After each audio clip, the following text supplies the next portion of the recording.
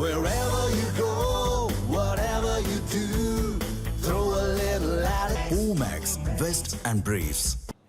Iran மீதான போர் 4 முதல் 5 வாரங்கள் நீடிக்கும் என அமெரிக்க அதிபர் ட்ரம்ப் தெரிவித்துள்ளார்.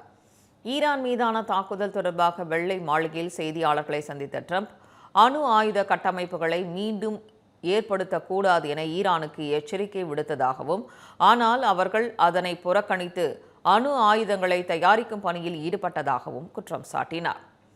ஐரோப்பாவையும் வெளிநாடுகளில் அமெரிக்காவின் தளங்களையும் தாக்கும் திறன் கொண்ட ஏவுகணைகளை ஈரான் பெற்றிருந்ததாகவும், விரைவில் அமெரிக்காவை தாக்கும் திறன் கொண்ட ஏவுகணைகளும் அவர்களுக்கு கிடைத்திருக்கும் எனவும் அவர் கூறினார். தீய ஆட்சியில் ஏற்படும் அச்சுறுத்தல்களை அகற்றுவதற்காக தாக்குதல் நடத்துவதற்கு அமெரிக்காவிற்கு கிடைத்த கடைசி வாய்ப்பு இது என்றும், அதனை செய்து கொண்டிருப்பதாகவும் அவர் தெரிவித்தார். பயங்கரவாதிகளுக்கு மிகப்பெரிய ஆதரவாளராக விளங்கிய ஈரான் அமெரிக்காவிற்கு அச்சுறுத்தலாக மாறியதாக குறிப்பிட்ட அவர், ஈரானின் அணு ஆயுத திட்டங்களை அழித்து விட்டதாகவும் கூறினார். ஈரானுக்கு எதிரான போரில் தங்களின் கணிப்புகளை விட அமெரிக்கா முன்னேறி உள்ளதாக குறிப்பிட்ட அவர், 4 அல்லது 5 வாரங்களில் போர் முடியும் என திட்டமிட்டுள்ளதாகவும், அதனையும் தாண்டி போர் நீடித்தால் அதற்குரிய வலிமை தங்களிடம் இருப்பதாகவும் தெரிவித்தார்.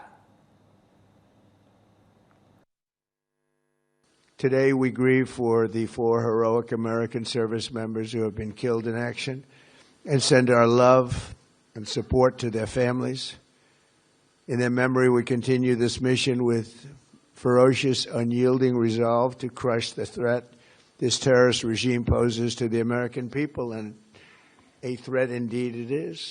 We have the strongest and most powerful by far military in the world, and we will easily prevail. We're already substantially ahead of our time projections, but whatever the time is, it's okay. Whatever it takes, we will always, and we have right from the beginning, we projected 4 to 5 weeks, but we have capability to go far longer than that. தங்களின் நோக்கம் தெளிவாக உள்ளதாக கூறிய அவர், முதலில் ஈரானின் ஏவுகணை கட்டமைப்புகளை அழிக்க வேண்டியிருந்ததால் அதனை செய்துவிட்டதாக தெரிவித்தார்.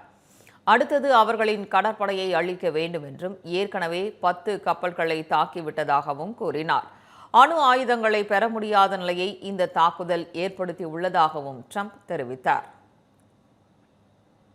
இது போன்ற சுவாரஸ்யமான புது தகவல்களை தெரிஞ்சுக்க தமிழ் ஜனம் சேனலை உடனே சப்ஸ்கிரைப் பண்ணிக்கோங்க.